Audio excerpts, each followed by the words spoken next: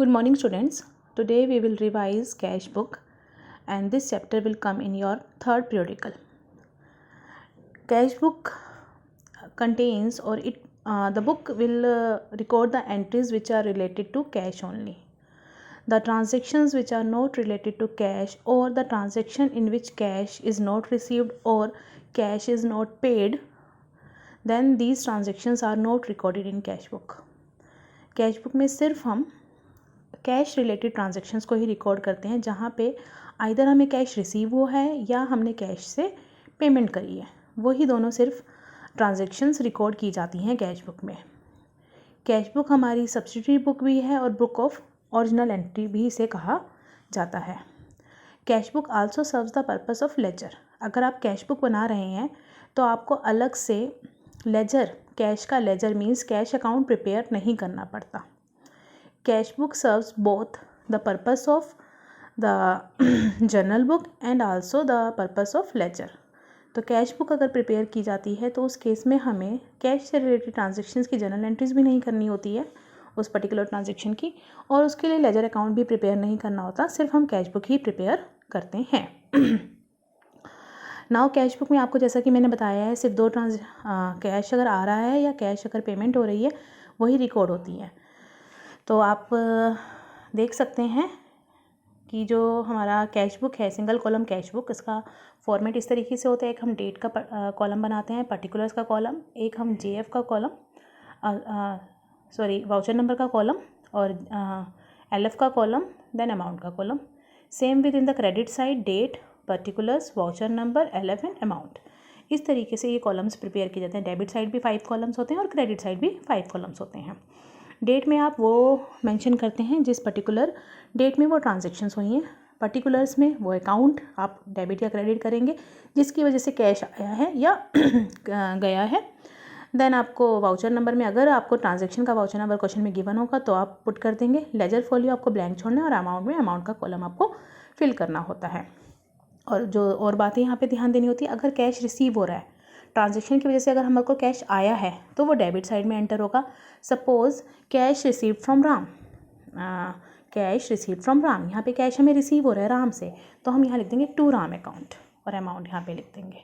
और अगर हम कैश की पेमेंट कर रहे हैं, सपोज क्वेश्चन में है purchase goods and amount paid, या परचेज गुड्स फॉर कैश, हमने गुड्स परचेज़ किए हैं कैश में, तो इसका मतलब हमने गुड्स को परचेज़ किया है और पेमेंट करी है, तो यहाँ पे हमारा पैसा जो है जा रहा है, तो यहाँ पे हम क्रेडिट में एंट्री कर देंगे। क्रेडिट में आ जाएगा बाय परचेजेस। तो अगर पेमेंट हो रही है, पैसा जा रहा है, तो क्रेडिट साइड में आप लिख देंगे, उस अकाउंट का नाम लिख देंगे जिसके थ्रू पैसा जा रहा है। और अगर पैसे आ रहे हैं तो उस अकाउंट का टू करके, टू राम, जैसे उससे पैसा आ रहा है, टू राम लिख के हम डेबिट साइड में एंट्री कर देंगे। ये हमारी सिंगल कॉलम कैश बुक इस तरीके से प्रिपेयर की जाती हैं। नाउ हमारे पास एक और है double column cash book. Double column cash में हम क्या करते हैं, कैश रिलेटेड ट्रांजैक्शन को भी शो करते हैं और बैंक रिलेटेड ट्रांजैक्शन को भी शो करते हैं। मतलब अगर कैश आया है वो भी शो होगा, और बैंक में अगर पैसा रिसीव हुआ है, बैंक अकाउंट में, हमारे जो बैंक अकाउंट, हमारा करंट अकाउंट ओपन होगा हमारे फर्म का, उसमें अगर हमारे को पैसे रिसीव हुए हैं वो भी वहाँ पे डेबिट होंगे बैंक कॉलम में। और अगर पैसा जा रहा है, कैश अगर जा रहा है, तो कैश क्रेडिट कॉलम में शो करेंगे। और अगर बैंक से पैसा हम चेक इशू कर रहे हैं तो वो भी हमारा शो होगा क्रेडिट साइड में, बैंक कॉलम में। तो यहाँ पे हम 2 कॉलम प्रिपेयर करते हैं, एक बैंक कॉलम प्रिपेयर करते हैं और एक कैश कॉलम प्रिपेयर करते हैं। 2 कॉलम के थ्रू हम यहाँ पे एंट्री शो करते हैं। जैसे कि आप यहाँ पे देख सकते हैं फॉर्मेट, एक डेट का कॉलम है, एक पर्टिकुलर्स का, वाउचर नंबर, एलएफ, देन एक कैश का कॉलम और एक बैंक का कॉलम। ये डेबिट साइड पूरी हो गई।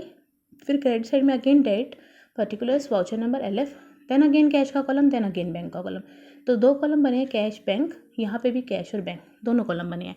डेबिट साइड में कैश और बैंक दोनों हैं, क्रेडिट साइड में कैश और बैंक दोनों हैं। अब यहाँ पे जो मैंने आपको बताया, अगर बैंक में पैसा रिसीव हुआ है तो टू साइड में एंट्री करेंगे, to name of the account, और बैंक कॉलम में अमाउंट डाल देंगे आप, ठीक है ना। बट अगर आपको क्रेडिट साइड में रिसीव हुआ है, मतलब अगर आपकी पेमेंट हुई है, अगर आपने चेक इशू किया है, तो आप क्रेडिट साइड में यहाँ अमाउंट लिख देंगे बैंक में, और बाय करके जिसको भी पेमेंट करी है, राम को पेमेंट करी तो बाय राम, और बैंक कॉलम अमाउंट। अगर चेक इशू किया है, चेक रिसीव हुआ है तो हम एंट्री नहीं करते हैं। चेक रिसीव कि एंट्री सिर्फ तब करेंगे जब वो चेक आप बैंक में डिपॉजिट करा देंगे। सपोज़ आपको चेक रिसीव हुआ है राम से, cheques receive from Ram on 3 December, cheque receive from Ram on 3 December, तो आप 3 दिसंबर को एंट्री नहीं करेंगे जो रिसीव हुआ है चेक राम से टू राम करके, यहाँ हम बैंक कॉलम में अमाउंट नहीं लिखेंगे whatever the cheque is received, ठीक है ना। बट वो चेक अगर हमने 4 दिसंबर को बैंक में डिपॉजिट कराया है, the cheque which we received from Ram on 3rd December is deposited into bank on 4th December। 4 दिसंबर को जब हम उस चेक को डिपॉजिट कराएंगे तब हम एंट्री करेंगे यहाँ पे डेबिट साइड में। तो याद रखना, चेक जब रिसीव होता है तो एंट्री नहीं होती, जब वो चेक आप अपने बैंक अकाउंट में डिपॉजिट करा देते हैं तब उसकी डेबिट साइड में कैश बुक में एंट्री होगी।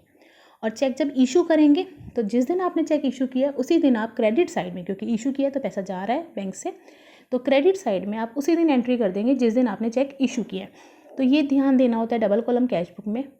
जो कैश का पॉइंट है हमारा, कैश तो आप उसी दिन लिख दोगे जिस दिन कैश रिसीव हुआ। डेबिट में कैश रिसीव हो रहा है, कैश कॉलम में लिख देंगे, कैश जा रहा है तो क्रेडिट में लिख देंगे।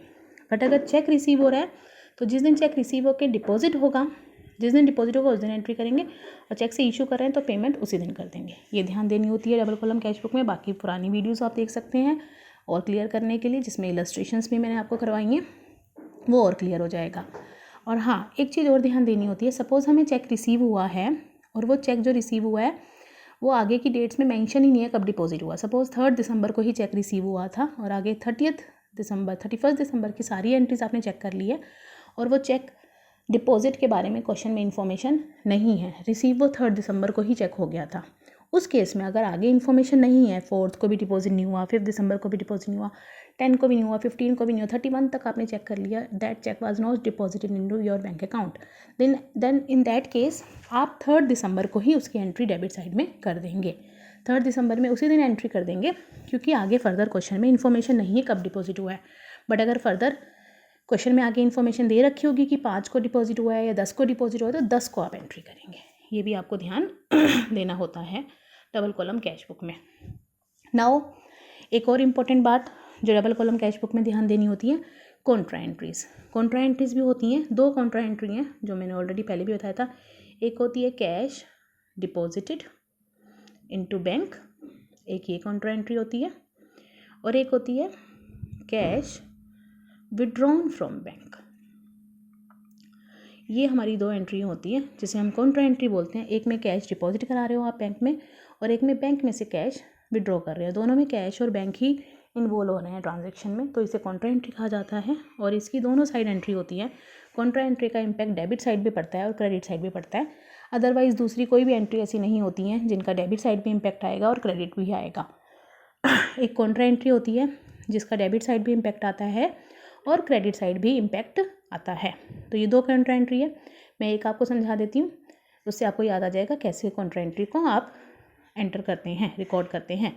जैसे सपोज़ एक कॉन्ट्रा एंट्री है, 2 ही है ना total, cash deposit into bank. Cash deposit into bank में आपने सपोज़ अमाउंट दे रखा है 5000, तो बैंक में आपने डिपॉजिट कराया, बैंक में पैसा आया है 5000, तो यहाँ बैंक कॉलम में डेबिट साइड में 5000 आ जाएंगे क्योंकि बैंक में पैसे आए हैं, और कैश चला गया है, कैश आपका बैंक में चला गया, तो क्रेडिट साइड में कैश कॉलम में 5000 आ जाएंगे। पहले मैं अमाउंट का कॉलम बता रही हूँ कैसे फिल होगा। क्या है entry, bank cash deposit into bank, bank में डिपॉजिट कराए तो बैंक में तो आए हैं, तो बैंक में तो डेबिट साइड 5000 लिख देंगे, और कैश चला गया, कैश में से क्रेडिट साइड 5000 लिख देंगे। ये तो कॉलम मैंने बता दिया कैसे भरेंगे, कैश कॉलम और बैंक कॉलम। और पर्टिकुलर कैसे भरेंगे, जब आपने यहाँ बैंक कॉलम में भरा है अमाउंट तो यहाँ लिख देंगे टू कैश अकाउंट पर्टिकुलर्स में, ठीक है। और यहाँ पर्टिकुलर्स में क्योंकि कैश कॉलम में अमाउंट फिल हुआ है तो यहाँ लिख देंगे बाय बैंक अकाउंट। इस तरीके से कॉन्ट्रा एंट्री होती है। ये कॉन्ट्रा एंट्री आपको समझ में आ गई, ये कॉन्ट्रा एंट्री है डिपॉजिट इनटू बैंक वाली। इसी तरीके से एक कॉन्ट्रा एंट्री होती है withdrawn cash from bank. Withdrawn cash from bank is just opposite, इस एंट्री की जस्ट अपोजिट है। मतलब यहाँ आपने बैंक कॉलम में 5000 भरे थे, अब विड्रॉ किया है कैश बैंक में से, बैंक से निकल गए हैं, तो यहाँ क्रेडिट में बैंक में 5000 आएंगे और यहाँ डेबिट में कैश में 5000 आएंगे, और यहाँ पे भी ये लाइन जो है अपोजिट हो जाएंगी। इस तरीके से कॉन्ट्रा एंट्री की जाती हैं, जहाँ पे दोनों साइड इम्पैक्ट पड़ता है। मैंने डिपॉजिट इनटू बैंक की आपको समझा दी प्रॉपर वे में, उसी की जस्ट अपोजिट हो जाती है विड्रॉन फ्रॉम बैंक। बाकी मोर ज़्यादा क्लैरिटी के लिए आप पुरानी वीडियोस देख सकते हैं, ठीक है ना। तो कैश बुक में जनरली यही है, single column cash book, then double column cash book. Double column cash book में कैश और बैंक दोनों से रिलेटेड ट्रांजेक्शन है, सिंगल कॉलम कैश बुक में सिर्फ कैश से रिलेटेड ट्रांजेक्शन रिकॉर्ड होती है। डबल कॉलम में बैंक पे भी ध्यान देना है, बैंक में चेक आया है तो कब एंट्री करनी है, चेक इशू हुआ है तो कब एंट्री करनी है, और कॉन्ट्रा एंट्री, इन चीज़ों का आपको ध्यान देना है। और क्रेडिट वाली एंट्री जहाँ पे उधार हो रहा है वो एंट्रीज आप कैश बुक में नहीं करते हैं। Thank you.